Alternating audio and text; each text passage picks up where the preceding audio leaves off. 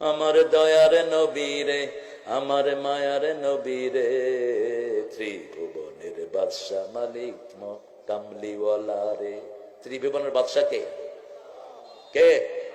ইন্না বাদশা রাব্বিকা লাশাদীদ। বাদশা শব্দটা আল্লাহর জন্য খাস। লিখবা, হৃদয় মাঝারে রেখেছি যারে, ত্রিভুবনের বাদশা মালিক আল্লাহ তাআলা রে।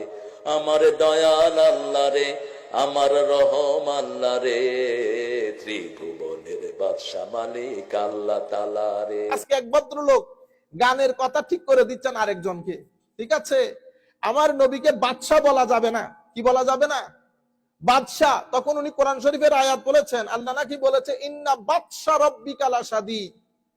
ইন্না বাদশা রব্বিকা। তো বাদশা কে? বাদশা শুধু আল্লাহ। কোরআনের তাফসীর করতেছেন হুজুর। এটা হচ্ছে